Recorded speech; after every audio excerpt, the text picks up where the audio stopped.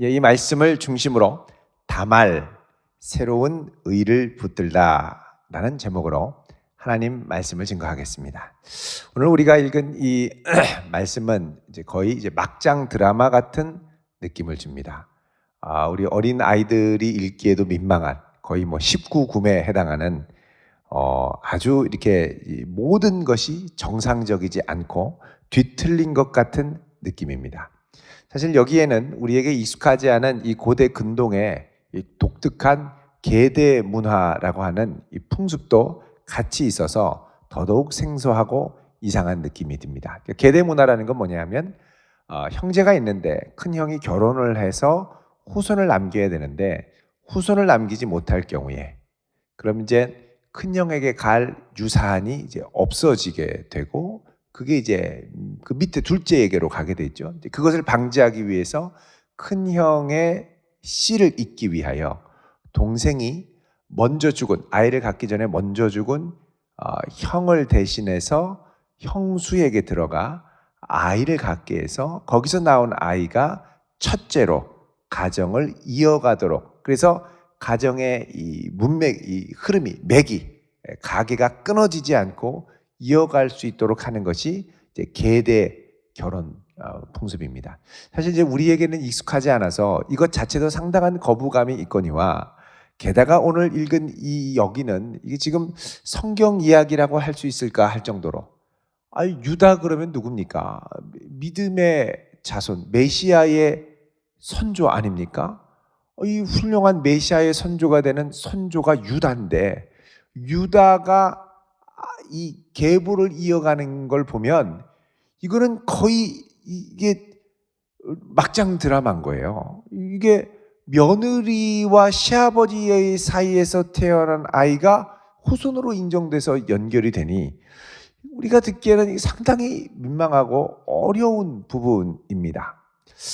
자, 여러분 이 생소하고 어떻게 보면 정말 이제 진짜 인간 같지도 않은 이 이상한 이야기를 통해서 어떻게 메시아의 계보가 이어질까? 여러분 그럼에도 불구하고 우리는 인간의 수많은 흠결과 연약함과 잘못 가운데서도 하나님의 뜻을 이루어가는 우리가 다 이해할 수 없는 하나님의 신비로운 손길을 볼 수가 있습니다. 그래서 오늘 이 본문을 우리가 잘 묵상하고 이해하면서 하나님이 어떻게 이런 가운데서도 그분의 뜻을 포기하지 않고 신비로운 그분의 뜻을 이루어가는가를 함께 묵상을 해보고자 합니다. 자, 먼저 사건의 발단은 오늘 1절부터 시작을 합니다. 우리 읽어볼까요? 시작. 그 후에 유다가 자기 형제들로부터 떠나 내려가서 아둘람 사람 히라와 가까이 하니라. 아멘. 자, 여기 이제 그 후에로 시작을 합니다. 그 후에는 앞에 나오는 창세기 37장 사건 후에를 말하죠. 앞에 37장에서는 어떤 일이 있었습니까? 야곱이 꿈을 꾸고 형들이 자기들에게 절하는 꿈을 얘기해 주니까 형들이 노발대발 열받아서 이놈 가만두지 않겠다.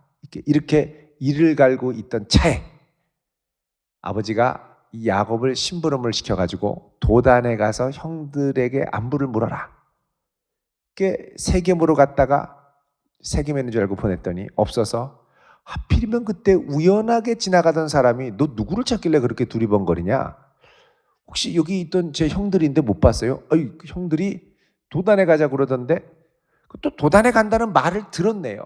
또 그 얘기를 듣고 갔다가 거기서 형들이 야곱을 보고 야, 저 드리머 꿈꾸는 자가 오는구나. 저걸 죽여 살려. 그래가지고 야곱을 잡아서 그 아버지의 편애로 점철된 채색 옷을 벗겨버리고 다 갈갈이 찢어서 죽이지는 못하고 죽이지는 않고 하필이면 그때 그 주변을 지나가던 미디안 상인에게 팔아 넘기게 됩니다.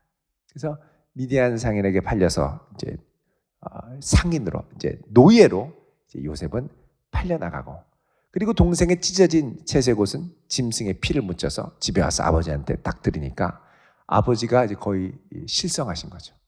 내 아들이 죽었구나. 내 사랑하는 아들 야곱아. 그러면서 꺼이 야곱이 아니라 이 요셉아 그러면서 꺼이 울면서 너무너무 힘들어하는데 다른 아들들이 아무리 위로를 하려고 해도 거들떠보지를 않는 거죠. 자, 이런 상황에서 여러분 유다가 동생 팔자고 주도했던 사람이거든요. 자, 이 상황에서 유다가 마음이 어땠을까요?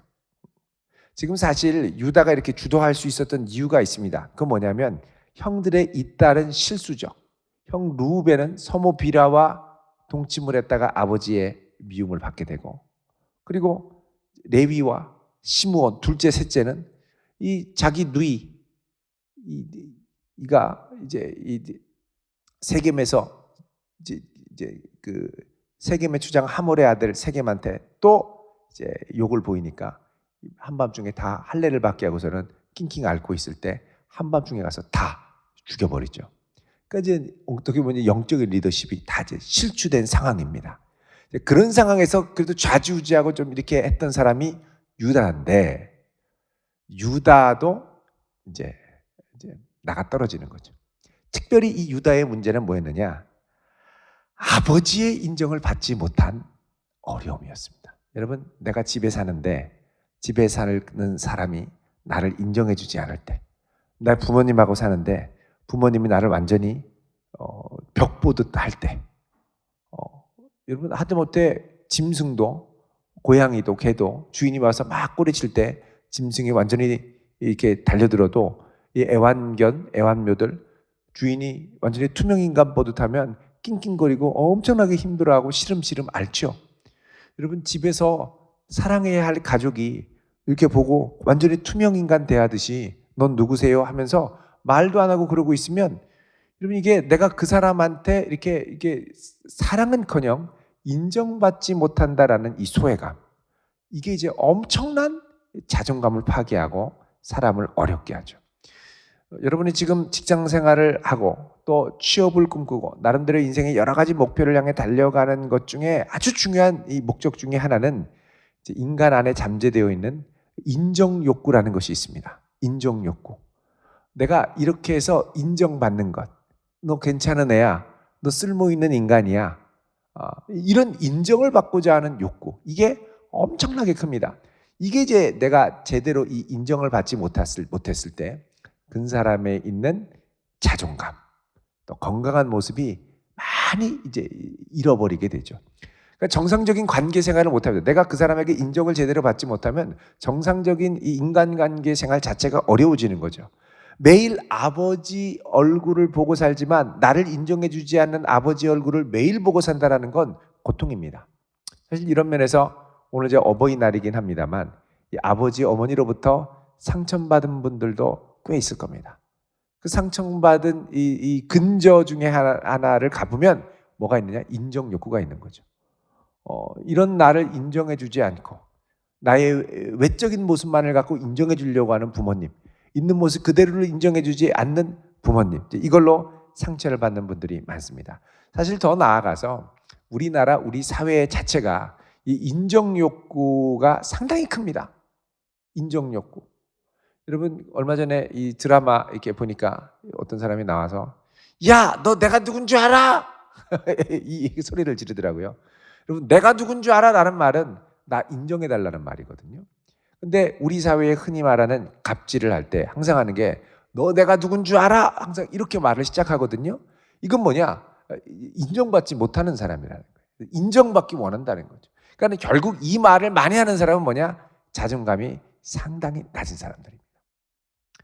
그 유다도 거기서 인정을 못 받는 거예요. 여러분 적어도 우리 교회, 우리 청년부 오는 지체들은 서로를 많이 인정해 줄 수 있기를 바랍니다.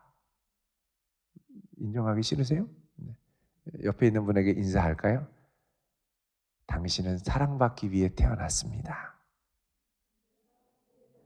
한 번 더 하죠. 당신은 너무나 존귀한 분이세요. 한 번 더 하죠. 당신을 존경합니다.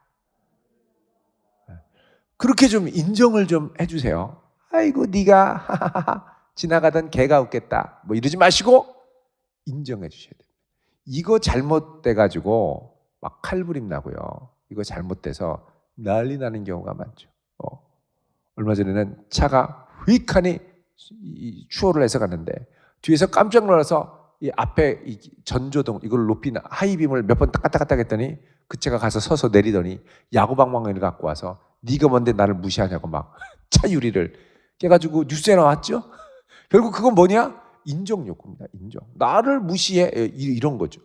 그러면 유다는 아버지한테 인정을 받지 못하니까 모든 거를 이제 포기하고 집을 떠나서 혼자 가는 거예요.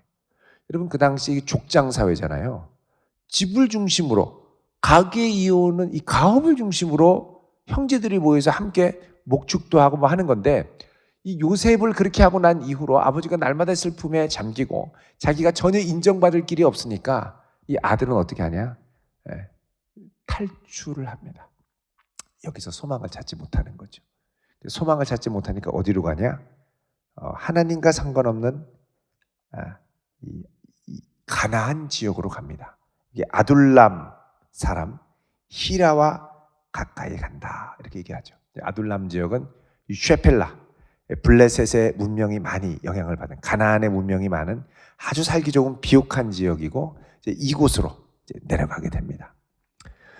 자, 여기서 그냥 내려간 것만이 아니라 2절에 거기서 유다는 가나안 사람 수아를 만났습니다. 이방 여인.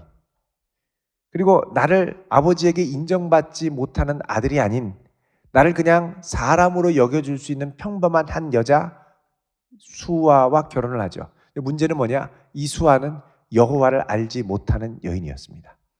여러분 예전에 야곱이 결혼할 때 아버지 이삭이 이 야곱을 어디로 보냈습니까? 밧단 아람으로 보내면서 넌 절대로 가나안 사람 중에 결혼하지 말고 너 꼭 우리 집안 사람 여호와를 경외하는 며느리를 맞이해야 된다. 이 얘기를 듣고 갔었거든요. 근데 유다도 그걸 알 거예요. 엄마한테 얘기를 들었습니다. 근데 이렇게 그냥 가서 결혼해버린 거 뭐냐? 외로운 거고 인정받지 못한 거고 내 인생이 너무 비참하다고 느낀 거고 내 인생에 하나님 외에 다른 위로 무엇인가를 찾았다는 거예요. 자, 그래서 이 수아를 만났는데 다행히 이 여인과 그래도 마음의 위로를 받았던 것 같습니다. 그 사이에 새 아이를 낳았죠. 첫 번째가 뭐냐? 3절에 보면은 엘입니다. 엘. 근데 이제 엘이라는 이름이 조금 여러분 그 성경에 보면 사무엘, 엘리야 뭐 아시잖아요. 이 엘이라는 이름은 God이라는 뜻입니다. 대문자 God이 아니라 소문자 God이죠. 그 여호와 하나님은 항상 엘로힘 그래서 이 복수형을 사용을 합니다. 이제 엘이라는 말 다른 것과 같이 엘이 아니라 그냥 단독으로 엘이 오면 이거는 그냥 여러 신 중에 하나 가나안 신 신의 보호를 기원하는 이런 의미에서의 엘일 가능성이 큽니다. 그래서 그런지 여러분 이 유다는 수아를 만나면서부터 여호와에 대한 신앙을 지키려고 하지 않습니다. 아버지가 믿었던 하나님 믿기가 싫었어요. 아버지가 믿던 하나님 굳이 이렇게 밀어내는 거예요. 그리고 싫어요. 그 하나님이 요셉한테 꿈도 주고 괜히 뭐 절한다고 그래가지고 열받게 만들어서 그냥 확 팔아버렸잖아요. 그 엘로힘 말고 그냥 엘. 그러니까 하나님을 자기 안에서 자꾸 잊어버리는 거죠. 그 다음에 두 번째 낳았는데 두 번째 이름을 셀라. 두 번째는 이제 이오난. 세 번째가 셀라. 그래서 삼형제를 낳았습니다. 자, 그리고서 6절에 보면 유다가 장자 엘이 크니까 그러니까 지금 결혼할 나이까지 됐으면 적어도 그 지역에서 꽤 오랫동안 아버지와 교류 없이 그냥 산 거예요. 내가 여기서 정착하겠다. 자, 그렇게 사는데 이제 첫째 장자가 결혼할 때가 되니까 이 첫째를 위해서 아내를 데려왔습니다. 이름이 다말이죠. 다말. 다 말아먹었느냐? 집안에서. 그래서인지 모르지만 다말을 데려옵니다. 이 장자 이 엘이 다말과 결혼을 하는데 하나님이 볼 때 이 엘은 진짜 여호와를 경외하는 건 눈꼽만큼도 없고 악행만 일삼는 아이예요. 그러니까 하나님 보시기에 너무 악해서 하나님이 이 애를 치셨습니다. 어떻게 죽었는지 몰라요. 근데 너무 악을 일삼고 하나님을 무시하고 경시하니까 하나님이 이 애를 치십니다. 자, 이거 보면 유다의 가정에는 하나님이 여전히 개입하시죠. 만약 그러면 유다가 회개를 하든지 하나님 앞에 무릎을 꿇든지 여호와의 도움을 구하든지 뭔가를 해야 돼요. 근데 여러분 참 신기한 건 아버지가 믿던 하나님한테는 내가 가기 싫은 거예요. 이미 아버지를 떠나왔기 때문에 그 아버지한테 가까이 가고 싶은 마음이 안 들어요. 혹시 여러분 중에 부모님이 믿는 하나님, 근데 그 하나님 때문에 상처를 받았든지 그 하나님을 믿는 아버지나 어머니 때문에 내가 상처를 받았을 때 그것 때문에 나도 하나님을 멀리하지는 않기를 바랍니다. 의외로 이런 사람들이 있어요. 이게 좋을 것 같지만 하나님을 떠나서는 절대 안식을 찾을 수 없고 하나님 떠나서 얻는 안식, 하나님을 떠나서 얻으려고 하는 인정 욕구는 결국은 죄로 치닫게 됩니다. 좀 위기인 거죠. 근데 이제 마음에 나의 완악하고 강팍한 마음, 그래도 싫어, 그래도 미워 하는 이 마음, 여러분 이 마음과 저항하며 싸워나갈 수 있기를 축원드립니다. 자, 이렇게 해서 첫째가 죽죠. 첫째가 죽으니까 이제 계대 결혼, 아이를 낳을 수가 없는 거예요. 그러니까 어떻게 해야 돼요? 결혼을 하자마자 죽으니까 이제 계대 결혼을 해야죠. 그래서 유다가 오난한테 야, 형수가 아이를 갖고서는 이어가야 되는데 안 됐구나. 너 가서 8절에 남편의 아우된 본분을 행해서 내 형을 위하여 씨가 있게 하라. 씨를 있게 해서 그리고서는 이제 첫째의 이 가부를 이어가라는 거죠. 계보를. 근데 오난도 이게 또 장난이 아닌 거예요. 악한 게.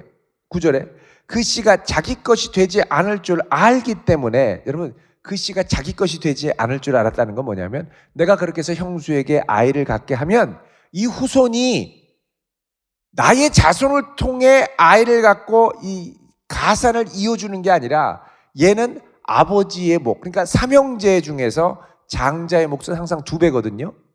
그러면 전체 가산 중에 2배니까 절반을 첫째가 차지하고 나머지 절반을 둘째랑 셋째랑 나눠 갖는 겁니다. 그러니까 첫째가 나가지고 우리 아버지 가산의 절반을 이어간다고 생각하니까 남 좋은 일 내가 왜 시켜? 그러니까 결국 극도의 이기주의가 되는 거죠.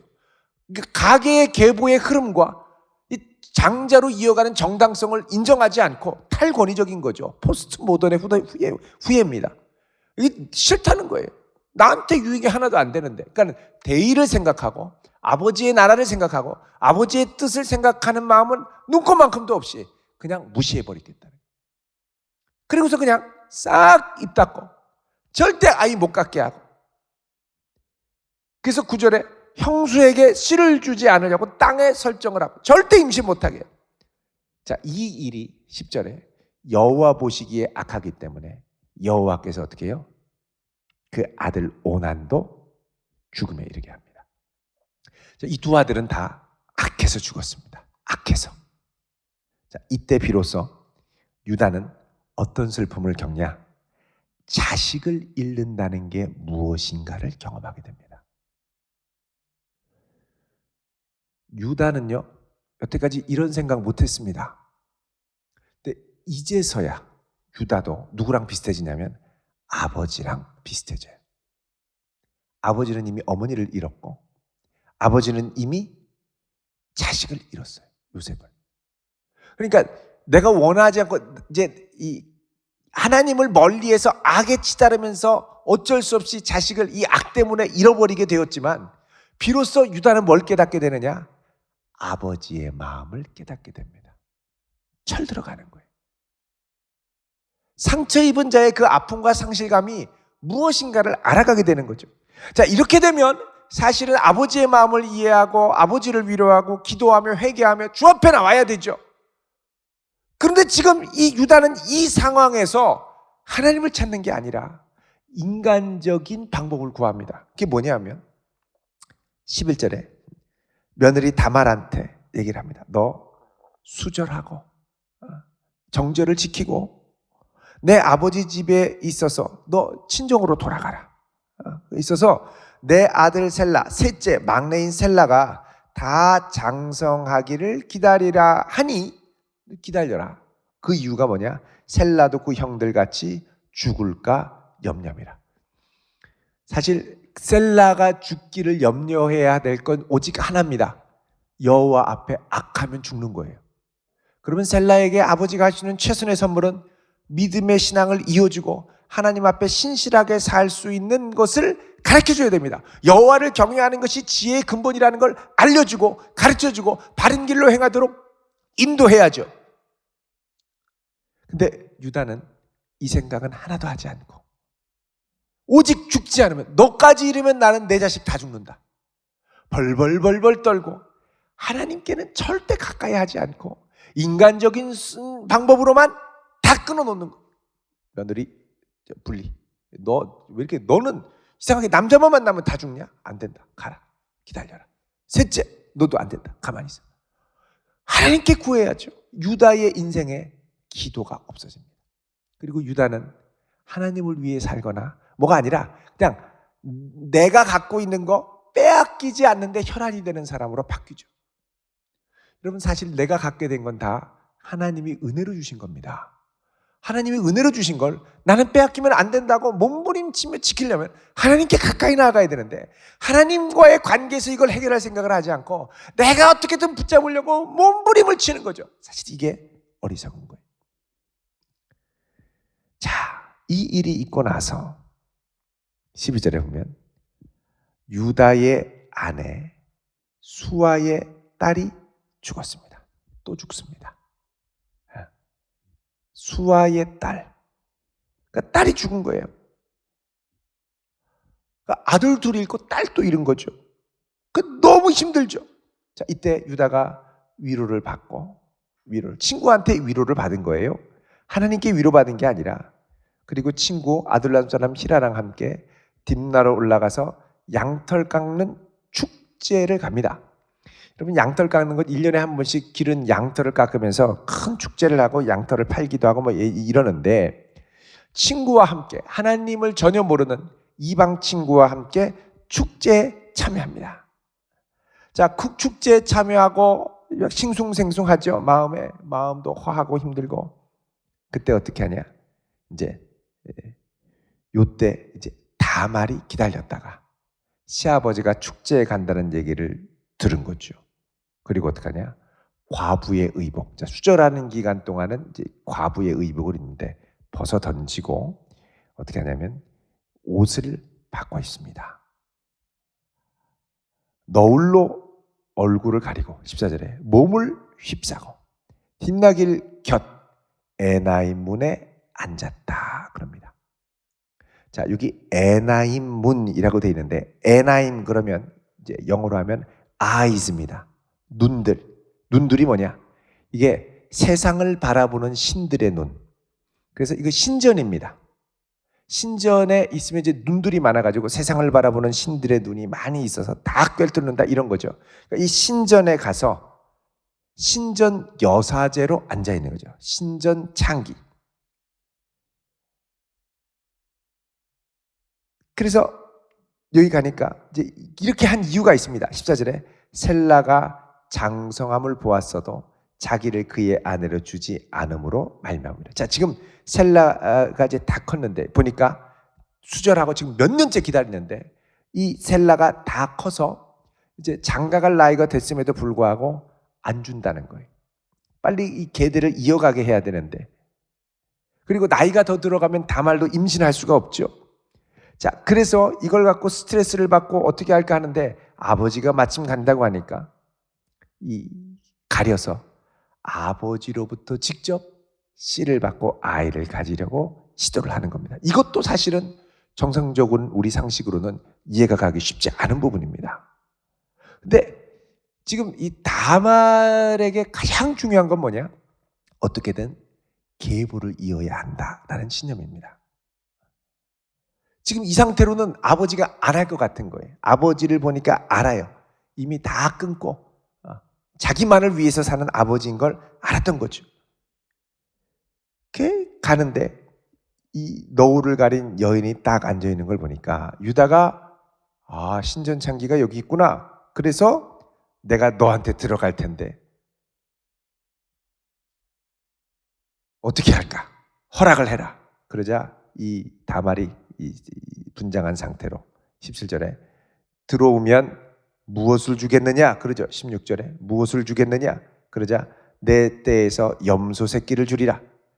그러면 염소는 지금 없는데 뭘 담보로 주겠느냐? 그러자 내 도장 끈 당신에 있는 지팡이를 주면 내가 알겠다. 그래서 유다가 자기 갖고 있는 도장 담보물 끈을 딱 여인에게 주고, 근데 이제 여기서 관계가 끝나면 나중에 너한테 보내겠다. 양하고 이거를. 그러면은 그 보내면 그 대신 내가 맡겼던 도장하고 끈들을 줘라. 이거죠. 자, 그렇게 해서 들어갔고 이제 그거를 계기로 이 다말은 임신을 합니다. 그리고 다시 과부의 의복을 입었죠. 자, 나중에 유다는 그렇게 하고 나서 돌아와서 이제 약속한 염소 새끼를 보내려고 보냈더니 없어요. 21절에 보면 야, 여기 있던 에나임에 있던 창녀가 어디 있느냐? 그러죠. 여기 창녀하면 여기 나나주 1번에 히브리어로 크데샤라고 되어 있는데 가나안 이방 성소의 창녀로 되어 있습니다. 이방 신전 장기인 줄 알고 신전 사제인 줄 알고 갔는데 없는 거예요. 원래 여기는 이런 창녀가 없습니다. 이렇게 얘기를 하죠. 이상하다. 그리고 왔습니다. 근데 며칠 후에, 얼마 후에, 몇 달이죠. 3달쯤 후에 24절에 유다에게 누가 와서 얘기를 합니다. 다말이 음행을 해서 임신을 했다. 유다가 열받았습니다. 불같이 화를 내면서 끌어내려라. 불태워 죽이겠다. 아버지도 무섭죠. 25절에 여인이 막 끌려나가면서 아버지, 사람을 보내서 이 물건 임자 때문에 임신했습니다. 이 물건 임자가 아버지입니다 하고 보냈는데 그걸 딱 보니까 뭐냐? 자기 도장인 거예요. 자기 끈, 지팡이 끈. 충격을 받습니다. 자, 이때 했던 고백이 뭐냐? 26절에 그는 나보다 옳도다. 내가 그를 내 아들 셀라에게 주지 아니하였음이로다 하고 다시는 그를 가까이 하지 아니하였더라. 그럽니다. 자, 그는 나보다 옳도다. 이 옳도다라는 말이 차디크라는 말입니다. 의롭다. 내 며느리가 나보다 의롭다라는 겁니다. 이 소식을 들었을 때 유다는 이 며느리가 불의하고 못된 음행하는 여인이라고 생각을 했습니다. 근데 결과가 드러나자 내가 원인을 제공한, 내가 음란하고 내가 옳지 않은 불의한 사람이라는 게 더 드러났습니다. 왜? 며느리는 빨리 계부를 이어가야 되는데 계부를 잊지 못하게 내 두려움으로 말미암아 막은 거죠. 할 수 있었음에도 불구하고 못하게 한 거죠. 그러나 나는 즐거움을 위해서 음행을 하며 그렇게 했던 것이 결국은 생명을 잊게 하는, 그걸 통해서라도 생명을 잊게 하려고 이 며느리는 진짜 목숨을 걸고, 그 당시로 말하면 목숨을 걸고 발버둥을 쳤던 겁니다. 여러분, 모든 원인 제공이 알고 보니까 자기였던 거예요. 다말이 죄인이 아니라 내가 죄인이었던 것이죠. 자, 여기서 기존에 누구도 몰랐던 새로운 의의를 발견합니다. 자, 이 이야기가 다윗과 밧세바의 이야기를 생각나게 하죠. 자, 다윗이 밧세바를 범하자 나단 선지자가 다윗 왕을 찾아가서 얘기합니다. 배하, 한 성읍에 2사람이 살고 있었습니다. 한 사람은 부자고 한 사람은 가난했습니다. 부자는 양과 소가 심이 많았는데 가난한 사람은 작은 암양 새끼 한 마리뿐이었습니다. 그런데 부자가 어느 날 부자의 집에 손님이 찾아왔습니다. 부자는 자기 양을 잡는 것보다 힘없고 가난한 이웃 사람이 갖고 있는 그 양을 잡아 먹자고 결심을 하고 그 양 새끼를 뺏어다가 손님 대접을 했습니다. 그러자 이 말을 듣고 다윗이 분노를 해서 도대체 그놈이 누구냐? 여호와의 살아계심을 두고 맹세하노니 이놈을 반드시 내가 죽일 거다.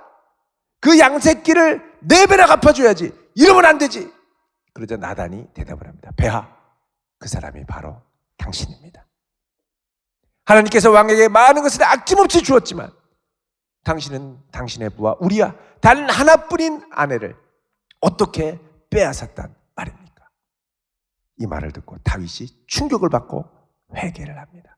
자기도 모르게 가식적인 의로움에 사로잡혀 나는 문제없는 줄 알고 있었던 것이죠.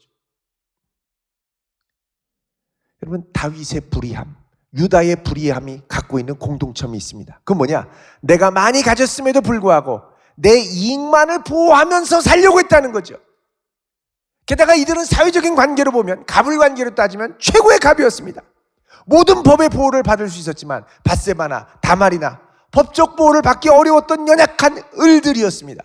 유다는 자기 자존심을 지키기 위해서 다말을 정죄하고 며느리가 수치심 속에서 사형을 당하도록 만들었지만 결국 다말이 내민 증거 앞에 그 원인을 증거한 사람이 자기였음을 발견하고 만 것입니다. 또 나아가서 다말은 힘있고 권력 있는 사람이 잔악하게 휩쓸고 있는 이기적인 횡포 앞에도 굴하지 않고 어떻게든 믿음의 공동체, 믿음의 명문 가문을 이어가기 위해서 사회적인 비난과 수치를 무릅쓰고서라도 아낌없이 자기를 내어 던졌죠.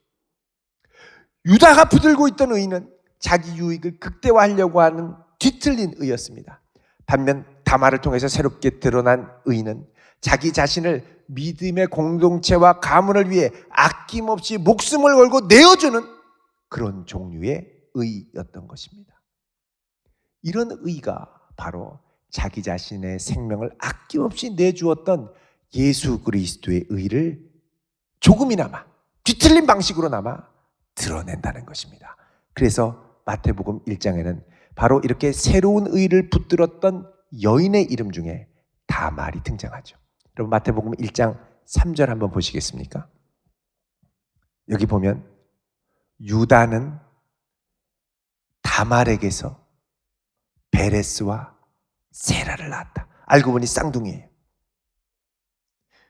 여러분 여기 보면 베레스와 세라, 그리고 그 밑에 이제 5절에 보면 살몬은 라합에게서 보아스를 낳았다. 보아스 아시죠? 룻 며느리. 근데 라합은 누구냐? 여리고성의 기생이었습니다. 다 사회적으로는 무시당하고 어려움이 있던 사람들이었지만 더 큰 하나님의 뜻을 이루기 위해 자기를 개의치 않고 내어주었던 이게 바로 하나님 보시기에 합당한 의였다는 겁니다. 그리고 그 의를 예수 그리스도께서 우리에게 선물로 주셨습니다. 그건 뭐냐? 예수님이 자기 자신만이 아니라 우리를 살리기 위해 자기를 다 내어주었던 다말이 보여주고 라합이 보여주었던 그런 새로운 종류의 의를 우리에게 예수님께서 그리스도의 십자가를 통해 우리에게 주셨다는 겁니다. 그래서 그 의를 붙들은 우리는 이제부터 나 자신을 위해 사는 사람이 아니라 그의 나라와 그의 의를 위해 사는 존재로 부름을 받았다는 것이죠. 여러분, 나는 여태까지 무엇을 위해 살아왔습니까? 세상에 많은 이중적인 기준들과 잣대들이 있습니다. 다른 이들은 함부로 비난하지만 나 자신은 괜찮다고 정당화시키는 것들이 있죠. 여러분, 우리는 이 땅을 살면서 무엇으로부터 자꾸 이제 벗어나려고 하는 이 스트레스와 압박이 있습니다. 고등학교 때 수능만 끝내라, 대학생 때 졸업만 해라, 취업 스트레스 때 취업만 해라. 근데 이거 막 스트레스 갖고 막 너무 힘들어 하는데 자꾸 벗어나려고만 하는 거, 나 자신만을 위한 거죠. 여기서 넘어가서 이제 이게 어느 정도 벗어나지면 이제부터는 어떻게 되냐면 나는 무엇을 위해 나 자신을 내어줄 것인가로 고민을 해야 됩니다. 여러분, 하나님의 영광을 위해 내가 달려갈 목표가 있어야 되고 나 자신을 내어주어야 할 이유를 찾아야 되고 나와 함께 달려갈 이런 나를 격려하고 인정해주고 붙들어줄 공동체와 동역자와 친구들이 필요합니다. 여러분, 뭐 똑같지는 않지만 유사한 케이스가 있죠. 여러분, 그 안젤리나 졸리, 이번에 이제 영화도 새롭게 산불 나는 영화가 나옵니다만 이 안젤리나 졸리 같은 경우에 어릴 때 부모님이 수없이 이혼을 하면서 이 안젤리나 졸리는 인정을 받지 못하고 살았던 사람입니다. 완전 인정욕구 결핍이죠. 그러니까 커가면서 엄청나게 방황을 하고 마약도 하고 아주 기괴한 삶을 살았죠. 내가 살아서 뭐하나 자살 시도도 하고요. 근데 그녀의 인생을 바꾼 계기가 있습니다. 그건 뭐냐면 툼 레이더라는 영화를 캄보디아에서 찍는데 그거를 찍으면서 캄보디아에서 너무 힘들고 어렵게 사는 아이들의 실상을 본 거죠. 충격을 받았습니다. 나는 나 하나도 건사하지 못해서 사람들을 원망하고 미워하고 살아서 뭐하나 이런 생각을 했는데 알고 보니 내가 조금만 손을 뻗으면 도와줄 수 있는 사람들, 도움을 받을 수 있는 사람들이 너무 많다라는 걸 알죠. 이걸 계기로 그녀의 인생이 극적으로 바뀌면서 거기 있는 아이 하나를 입양을 하고 유엔 국제 친선 대사로 많은 어려운 이들을 도우면서 내가 다른 사람에게 내어줄 수 있는 쓸모 있는 사람이라는 걸 발견하게 됩니다. 여러분, 지금 나는 온통 정신없어서 주변에 막 상황 보고 취업 스트레스 여러 가지로 나 혼자 살아날 이런 궁리만 하고 살기가 쉬운데, 사실은 여기서 더 넘어가서 나를 뛰어넘어 하나님의 나라를 위해, 내 주변의 이들을 위해, 공동체를 위해 어떻게 나를 내어줄까를 고민하며 살아간다면 이제 우리는 새로운 의의를 붙들 수 있는 좋은 출발점에 서게 된 것이 될 겁니다. 다들 자기만 위해서 사는 시대입니다. 그래서 자기 마음에 들지 않으면 다짜고짜 비난과 정죄만 하는 세상입니다. 그러나 우리는 이 어그러진 세상 가운데 새로운 의의를 붙들기 위해 부름받은 사람들입니다. 나 자신만이 아니라 예수 그리스도의 십자가와 그 의의를 붙들고 겸손하게 그의 나라와 뜻을 세워가는 아름다운 일에, 여러분, 젊은 한때 우리의 평생을 귀하게 내리며 쓰임받을 수 있기를 축원드립니다. 그분의 강군하시는 사랑에 사로잡혀 행복하고 황홀하게 세상과 다른 방식으로 살아낼 수 있기를 주의 이름으로 축원드립니다. 기도하겠습니다. 거룩하신 아버지 하나님, 온통 사람들을 원망하고 나를 인정해 주지 못하는 사람에게 분노하고 저주를 쏟아내는 이 세상 풍조 가운데 저희들 주님을 위하여 불러주심을 감사합니다. 나만을 위해 사는 것이 아니요, 나를 위해 모든 걸 내어주신 주를 위해 사는 인생으로, 내 공동체를 위하여 나를 기꺼이 내어주는 인생으로, 하나님의 나라를 위해 나를 기꺼이 내어드리는 걸음으로 주 앞에 아름답게 쓸모있는 인생으로 살아가는데 우리 자신을 내어줄 수 있는 용기를 주시고 은혜를 주시고 새 소망을 주시옵소서. 예수님 이름으로 기도합니다.